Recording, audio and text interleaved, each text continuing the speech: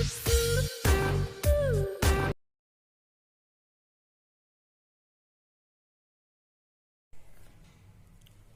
Evening students. आज हम लोग रिफ्रैक्शन ऑफ लाइट यानी प्रकाश का अपवर्तन का क्लास नंबर 5 कर रहे हैं और आज से न्यूमेरिकल्स होगा, ये कल बता दिया गया था। तो आज हम लोग बेसिकली ये देखेंगे पहले कि इसमें फार्मूलाज वगैरह क्या है। तो चलिए देखते जाते हैं हम लोग। पहला बात है, देखिए उत्तल लेंस में जो फोकस है वो हमेशा क्या होना चाहिए स्टूडेंट्स? पॉजिटिव। उत्तल लेंस का फोकस हमेशा पॉजिटिव होता है। जैसे मान लीजिए ये उत्तल है तो इसका फोकस हमेशा इस तरफ होता है ना, इधर आप लोगों को बताया गया था F2 होता है। और अवतल में देखिए, अवतल का जो फोकस होता है वो हमेशा नेगेटिव होता है। अवतल का फोकस कैसा होगा स्टूडेंट्स? नेगेटिव। इसका फोकस दूरी, वस्तु दूरी, वस्तु हमेशा जो है किसी भी लेंस का इस तरफ रखते हैं नेगेटिव साइड, इसीलिए वस्तु दूरी हमेशा किस में रहेगी? नेगेटिव। और वस्तु दूरी को किससे दिखाते हैं? यू से। प्रतिबिंब दूरी देखिए ध्यान से, प्रतिबिंब दूरी जो है उसको वह दो केस हो सकता है, या तो पॉजिटिव हो सकता है या नेगेटिव। आप सोचिए यदि आपका नेगेटिव होगा तो मतलब प्रतिबिंब पीछे बनेगा, और इस तरफ जब बनता है प्रतिबिंब तो आपने कल देखा था पहला केस में कि वह जो है काल्पनिक वाला होता था, तो इसलिए इधर रहेगा तो वह क्या हो जाएगा स्टूडेंट्स? काल्पनिक। चलिए आगे देखिए, यदि पॉजिटिव रहे तो उस तरफ बनेगा, उस तरफ बनेगा तो नीचे बनेगा, नीचे जब भी बनता है तो वास्तविक होता है। यानी कि भी के लिए दो केस, नेगेटिव का मतलब काल्पनिक और पॉजिटिव का मतलब वास्तविक। शक्ति कल बताया गया था, फोकस दूरी के व्युत्क्रम यानी P इक्वल टू क्या होता है स्टूडेंट्स? 1/f। इसको हम लोग क्या बोलेंगे? हमेशा शक्ति। और इसके लिए कल पढ़ाया भी गया था कि फोकस दूरी यानी f जो है हमेशा मीटर में होना चाहिए। हो सकता है क्वेश्चन में सेंटीमीटर में दिया हो, लेकिन आपको उसको टर्न करना है मीटर में। चलिए आवर्धन पर आते हैं। आवर्धन को m से सूचित करते हैं, ये भी पॉजिटिव नेगेटिव हो सकता है। ये सेम वही कॉन्सेप्ट है जो कि मिरर वाला था, पॉजिटिव होगा तो काल्पनिक, नेगेटिव होगा तो वास्तविक। नेक्स्ट आइए HO, वस्तु की ऊंचाई। वस्तु तो हमेशा मुख्य अक्ष के ऊपर रहेगी, ऊपर रहेगी तो हमेशा क्या चलेगा? पॉजिटिव।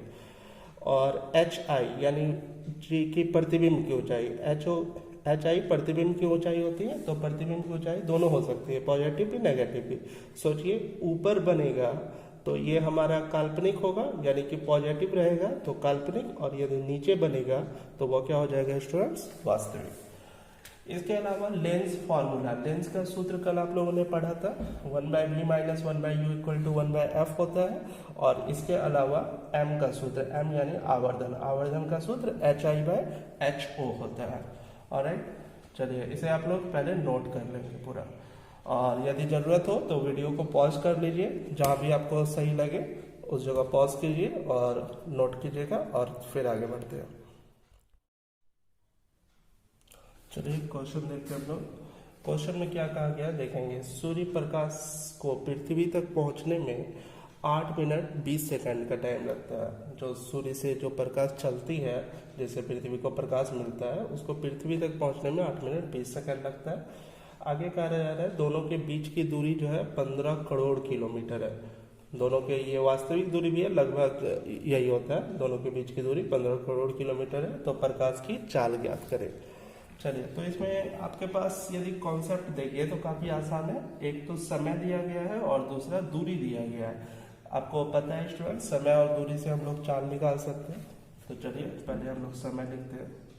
हमारे पास जो समय है यहाँ पर वो कितना है देखिए, 8 मिनट 20 सेकंड। सभी को याद होगा समय का SI मात्रक सेकंड होता है, समय का SI मात्रक सेकंड होता है। तो इसको हम लोग टर्न करेंगे सेकंड में। क्या लिखेंगे? 8 गुना 60, 1 मिनट को 60 सेकंड प्लस 20, ये पूरा किस में टर्न हो जाएगा? सेकंड में। गुना करेंगे 480 प्लस 20 सेकंड, अर्थात सॉल्व होके ये फाइनली 500 सेकंड हो जाएगा। ऑलराइट स्टूडेंट्स, दूरी पर आइए। दूरी का SI मात्रक याद होगा सबको, दूरी का मात्रक होता है मीटर। तो यहाँ पर हमारे पास दूरी दिया हुआ है 15 करोड़ किलोमीटर। ध्यान देंगे, पहला बात तो इसको मीटर में टर्न करना है और करोड़ को भी हटाना है। 15, 1 करोड़ में पता होगा 1 करोड़ में 1 पर 7 टाइम्स 0 होता है ना। तो इसको हम लोग क्या लिख सकते हैं, 10 का पावर 7। करोड़ का मतलब 1 पर 7 को 0 यानी कि 10 का पावर 7। किलोमीटर सबको पता है 10 का पावर 3, और यह क्या हो जाएगा स्टूडेंट्स, मीटर। तो किलो को हटा दिया तो 10 का पावर 3। यहाँ बेस समान है, आधार समान है, तो पावर को जोड़ेंगे तो 15 गुना 10 का पावर कितना हो जाएगा, 7 और 3 जोड़ के 10 मीटर। तो अब आपके पास देखिए समय भी सेकंड में हो गया है और दूरी मीटर में हो गया है। क्या निकालना है हमको, चाल। तो चाल का क्या फॉर्मूला है, चाल का आराम से सूत्र है आपके पास, दूरी बटा समय। दूरी आपके पास हो गया 15 गुना 10 का पावर 10 बटा समय। देखिए स्टूडेंट्स 500 सेकंड, यहाँ सेकंड नहीं लिख रहे हैं। चलिए अब आप थोड़ा देखेंगे, इसको कटा सकते हैं क्या, 5 से कितने बार में 100, 5 से कितने बार में 3 बार में। 3 गुना 10 का पावर ऊपर 10 हो गया और नीचे हम लोग लिख सकते हैं 10 का पावर 2। 100 को 10 का पावर 2। सभी को पता है जब बेस समान होता है और भाग में होता है तो पावर को घटाते हैं। तो 3 गुना 10 का पावर क्या हो जाएगा, 8। इसमें आ जाएगा मीटर प्रति सेकंड। ऑलराइट, तो ये हमारा आंसर होगा। चलिए नेक्स्ट क्वेश्चन देखें। तो यहाँ पर है हमारे पास, निर्वात में प्रकाश की चाल 3 गुना 10 का पावर 8 मीटर प्रति सेकंड है, और कांच में प्रकाश की चाल 1.80 गुना 10 का पावर 8 मीटर प्रति सेकंड है।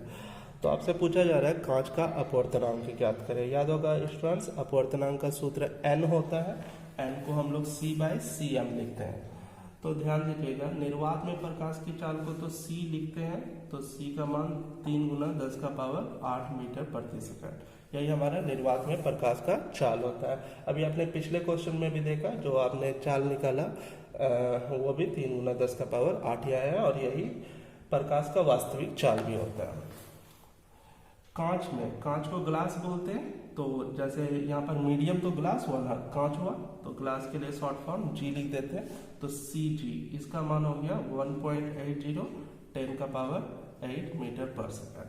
अब आपका काम क्या है, n यानी अपवर्तनांक निकालना। फॉर्मूला इसका पढ़ा हुआ है सबने, C/cm। तो यहाँ C क्या चलेगा स्टूडेंट्स, G चलेगा, क्योंकि G के लिए निकाल रहे हैं, ग्लास के लिए निकाल रहे हैं। अब आपका काम है इसको सॉल्व करना। चलिए 3 गुना 10 का पावर 8, और यहाँ पर हो जाएगा नीचे में 1.80 इंटू 10 का पावर 8। ये दोनों लोग हम लोग कैंसिल कर सकते हैं। 3 बटा पॉइंट के बाद 0 का कोई खास वैल्यू नहीं होता, 1.8 लिख सकते हैं। पॉइंट हटाएंगे 10 हो जाएगा, 3 से कटाइए 6 बार में, फिर कटाइए इसको 3, और कितने बार में स्टूडेंट्स 5, तो कितना हो जाएगा 5/3। 5/3 को आप भाग दे सकते हैं, 1.66 आते जाएगा, उसको हम लोग 67 लिख सकते हैं। तो n का ये फाइनल मान हुआ। आपको याद होगा कि अपवर्तनांक का कोई मात्रक नहीं होता है, तो यह केवल एक संख्या रहेगी। ऑलराइट, चलिए नेक्स्ट क्वेश्चन देखिए। कहा जा रहा है शून्य में प्रकाश की चाल 3 गुना 10 का पावर 8 मीटर प्रति सेकंड है। यह वही है जो जनरल मान होता है शून्य में प्रकाश की चाल। यहाँ देखिए अब कांच का अपवर्तनांक दिया हुआ है 1.50, तो अब कांच में प्रकाश की चाल ज्ञात करनी है। तो यहाँ सवाल में उल्टा है कि प्रकाश की चाल इस बार ज्ञात करनी है कांच में, और अपवर्तनांक दिया हुआ है। चलिए ये हमारा शून्य में प्रकाश की चाल है, उसको c लिखते हैं, 3 गुना 10 का पावर 8 मीटर प्रति सेकंड। अपवर्तनांक को n लिखते हैं 1.50, या सिर्फ इसको आप चाहें तो 1.5 भी लिख सकते हैं। क्या निकालना है, कांच में प्रकाश की चाल, तो उसको हम लोग लिखेंगे Cg, प्रकाश की चाल को C से, और किस में, ग्लास में, तो Cg वाट, यही निकालना है। फॉर्मूला सबको मालूम है, n बराबर C/cm होता है, यहाँ G के अनुसार Cg आ जाएगा। लेकिन हमको तो कैलकुलेट करना है Cg भाग में है, इधर भेजेंगे गुना हो जाएगा, n गुना में था, इधर भेजेंगे भाग हो जाएगा, तो Cg का मान कितना हो जाएगा, C/n, है ना स्टूडेंट्स। देखिए C/n। अब आप लोग C का वैल्यू पुट करेंगे और n का वैल्यू पुट करके इसको सॉल्व करेंगे। आप लोग इसे सॉल्व करके आंसर ग्रुप में पोस्ट कर देंगे सभी। इसका आंसर आना चाहिए 2 गुना 10 का पावर 8 मीटर प्रति सेकंड। ऑलराइट, इसको बना के सभी भेजेंगे। नेक्स्ट पर आते हैं। अगला सवाल देखिए, लगभग वैसा ही है। शून्य में प्रकाश की चाल 3 गुना 10 का पावर 8 मीटर प्रति सेकंड है। जल का अपवर्तनांक दिया हुआ है 1.33, आप लोगों ने पहले भी पढ़ा है। और जल में प्रकाश की चाल ज्ञात करें। तो यहाँ C का मान आपके पास है, N का मान आप देख सकते हैं, अपवर्तनांक 1.33 है। और किसका मान निकालना है? जल में प्रकाश की चाल। तो CW ले लेते हैं, W का मतलब वाटर। तो N का मान क्या हो जाएगा? C/CW। हमको तो CW निकालना है, इसलिए CW का मान क्या हो जाएगा स्टूडेंट्स? C/N। वही कॉन्सेप्ट है, देख सकते हैं। CW भाग में था, इधर भेजेंगे गुना, N को इधर भेजेंगे भाग। तो C/N, C का मान है, N का मान है। आप लोग इसे सॉल्व करके फिर ग्रुप में पोस्ट करना है। इसका आंसर भी लिख लेंगे स्टूडेंट्स सभी। 2.25 10 का पावर 8 मीटर पर सेकंड। ऑलराइट, नेक्स्ट आते हैं। चलिए नेक्स्ट देखिए। नेक्स्ट क्वेश्चन है, हीरा में प्रकाश की चाल शून्य में प्रकाश की चाल का 0.42 गुना है। ध्यान देंगे, हीरा में जो प्रकाश की चाल है वो शून्य में प्रकाश की चाल का 0.42 गुना है। तो पूछ रहा है हीरा का अपवर्तनांक क्या होगा। तो आप लोग देख सकते हैं स्टूडेंट्स, हीरा में प्रकाश की चाल यानी CD लिख देते हैं, D से डायमंड हुआ। इसकी जो चाल है वो शून्य में प्रकाश की चाल, जिसको हम लोग C से दिखाते हैं, वह उसका कितना गुना है? 0.42 गुना। समझिए, हीरा में जो प्रकाश की चाल है अर्थात CD, वह जो है शून्य में प्रकाश की चाल अर्थात C का 0.42 गुना है। तो हम लोगों ने उसे गुना कर दिया। अब ध्यान देंगे इसमें क्या करना है। हीरा का अपवर्तनांक निकालना है, तो N निकालना है। N का फॉर्मूला सभी ने पढ़ा हुआ है, C/CD। क्योंकि यहाँ पर डायमंड है तो C/CM होता है, CM के हिसाब से D। तो C का मान तो C ही देंगे हम लोग फिलहाल। और D का मान आपके पास, सॉरी CD का मान दिया हुआ है। CD का मान हमारे पास कितना आया हुआ है? C गुना 0.42। तो अब इसे बस सॉल्व कर लेना है। आप लोग देखिए, C से C को कैंसिल कर देंगे, पॉइंट हटाएंगे, ऊपर 100 हो जाएगा और फिर डिवाइड कर लेंगे।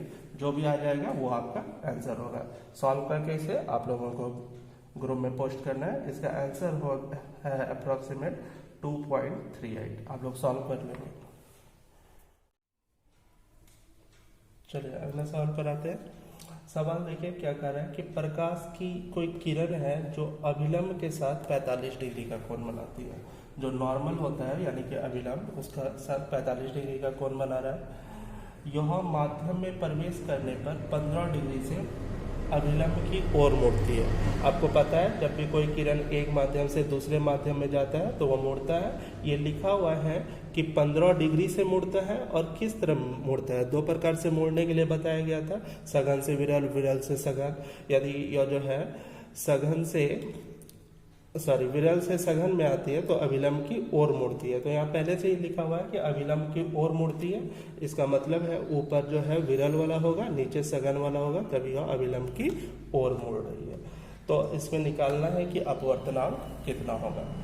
ऑलराइट, देखिए अभिलंब के साथ जो कोण बनता है वही हमारा कोण आई होता है। या मैंने फिगर बनाया हुआ है, देखिए एक किरण आ रही थी जो अभिलंब के साथ कितना डिग्री का कोण बना रहा है? 45 का।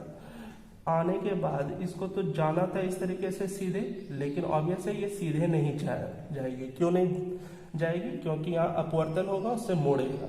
तो कितना डिग्री से मुड़ता है? देखिए स्टूडेंट्स, यह 15 डिग्री से मुड़ रहा है। कितना डिग्री से मुड़ रहा है? 15 डिग्री से। 15 डिग्री से किस तरफ मुड़ रहा है? अभिलंब से दूर या अभिलंब की ओर? तो आप देखिए जाना था ऐसे, लेकिन यह अभिलंब की ओर आ गई। कितना डिग्री से? 15 डिग्री से। सभी को पता है जब एक दूसरे लाइन को ऐसे काटते हैं तो ये शीर्षाभिमुख कोण आपस में बराबर होते हैं।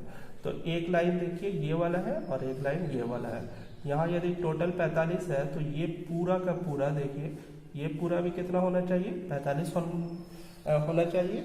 ये हमारा शीर्षाभिमुख कोण से ये पूरा 45, इधर 15, तो इधर कितना बचेगा स्टूडेंट्स? कोई भी बता सकते हैं। यहाँ पर हमारे पास जो कोण बचेगा वो टोटल यानी कि 45 में से 15 को घटा देंगे तो कितना बच जाएगा? 30 डिग्री।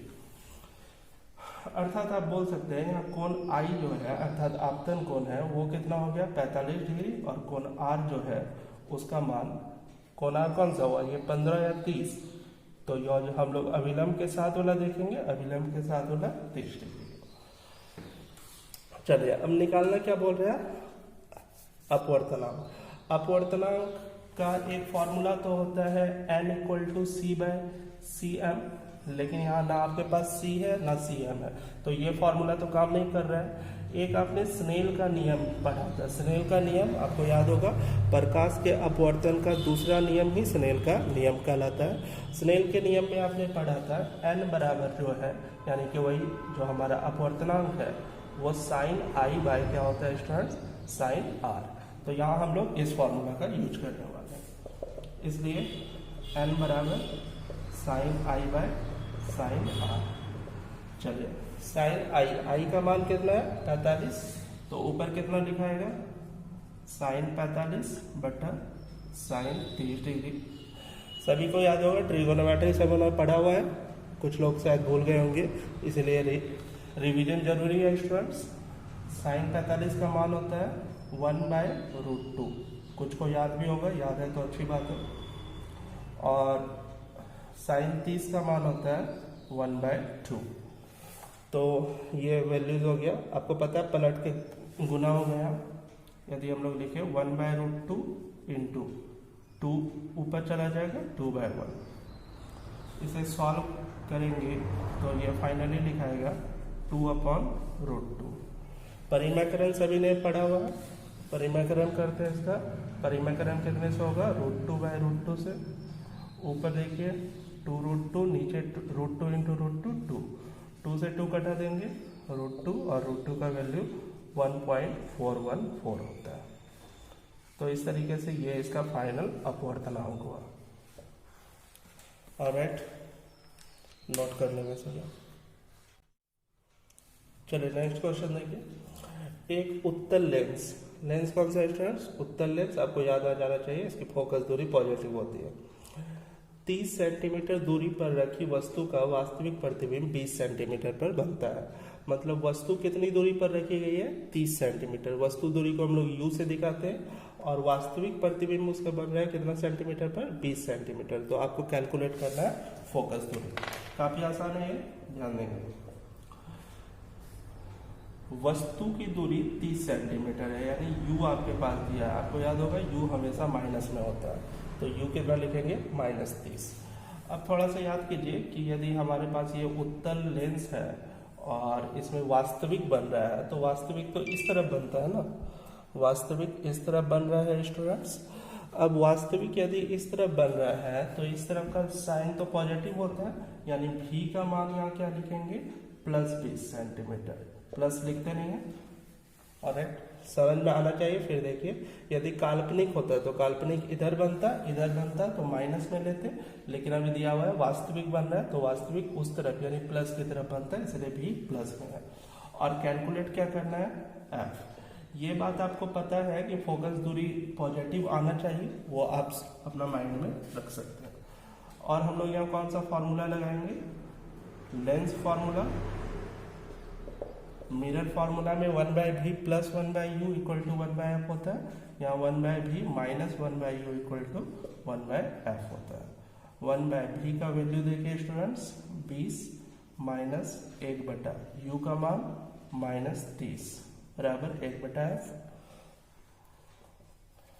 माइनस को ऊपर भेजेंगे, आपको बताया हर कभी माइनस में नहीं होना चाहिए, माइनस को ऊपर भेजेंगे तो -1, वो माइनस और ये माइनस मिलके माइनस माइनस क्या हो जाएगा प्लस, तो 1/20 + 1/30 बराबर 1/f। आप इसे सॉल्व करेंगे, 20 और 30 का एलसीएम लेंगे तो कितना आ जाएगा 60। 20 × 3 60, तो 1 × 3 3, 30 × 2 60, तो 1 × 2 2 हो जाएगा 1/f। इसे सॉल्व करेंगे 5/60 1/f कटा देंगे, 5 × 5 5 से 12 बार और 1/12 बराबर 1/f। इसको पलटेंगे तो वो भी पलट जाएगा, तो f का मान फाइनली कितना हो जाएगा 12 सेंटीमीटर। तो आप फाइनली बोल सकते हैं कि उत्तल लेंस की फोकस दूरी कितनी है, 12 सेंटीमीटर। ये प्लस में ही आना चाहिए था और प्लस में ही आया। यदि माइनस में आता तो आप खुद समझ सकते हैं कि आपका आंसर रॉन्ग था। तो फाइनल स्टेटमेंट लिखेंगे, अतः उत्तल लेंस की फोकस दूरी कितनी है स्टूडेंट्स, 12 सेंटीमीटर है। यदि माइनस में भी आता तो भी यहाँ फाइनल स्टेटमेंट में माइनस नहीं लिखते हैं, ध्यान रखेंगे ये सभी। अगला सवाल देखिए, एक उत्तल लेंस से 30 सेंटीमीटर दूरी पर रखी वस्तु का जो प्रतिबिंब है वो 20 सेंटीमीटर दूरी पर बनता है। लेंस कौन सा है, अवतल लेंस। वस्तु कितने सेंटीमीटर पर रखी है, 30 सेंटीमीटर, और प्रतिबिंब 20 सेंटीमीटर पर बनता है। तो वही सवाल है, फोकस दूरी क्या होगी। अवतल लेंस ऐसा होता है, आपको याद होगा, इसमें एक ही कंडीशन होता है, जब वस्तु कुछ इस जगह होती है तो जो है प्रतिबिंब कुछ यहाँ पर हमारा बनता है। सभी को याद होगा, इसमें हमेशा काल्पनिक होता है। काल्पनिक होता है तो यह हमारा पीछे की तरफ बन रहा है, यानी नेगेटिव तरफ बन रहा है। अवतल लेंस है, वस्तु दूरी दिया हुआ है कि वस्तु जो है 30 सेंटीमीटर दूर पर रखी है, तो यू तो हमेशा माइनस में लेंगे ना। अब ही बताइए स्टूडेंट्स कि प्रतिबिंब 20 सेंटीमीटर पर बन रहा है। आपको ये मालूम है कॉन्सेप्ट से कि अवतल में जो है प्रतिबिंब हमेशा नेगेटिव तरफ बनता है, इसलिए भी का मान जो है +20 या -20, ऑब्वियस -20। चलिए, और क्या कैलकुलेट करना है, एफ, तो सभी को पता है। इसमें फिर क्या करेंगे स्टूडेंट्स, लेंस फॉर्मूला लगाएंगे, वही 1/v - 1/u = 1/f। और जो हमारा माइनस नीचे वाला होता है, जब भी कभी हर में माइनस आए तो पहला स्टेप में काम होता है उसको ऊपर भेजना और उसके बाद फिर आगे सॉल्व करना। तो आप लोग इसे सॉल्व करके भेजेंगे। इसका आंसर मैं लिख देता हूँ, फोकस दूरी -60 आना चाहिए। क्यों -60 आना चाहिए स्टूडेंट्स, आप देख सकते हैं लेंस हमारा अवतल है, अवतल का फोकस माइनस में होता है। लेकिन जो हम लोग फाइनल स्टेटमेंट लिखेंगे वहां लिखेंगे कि अवतल लेंस की फोकस दूरी सिर्फ 60 सेंटीमीटर है। आप लोग इसे सॉल्व करके ग्रुप में डालेंगे।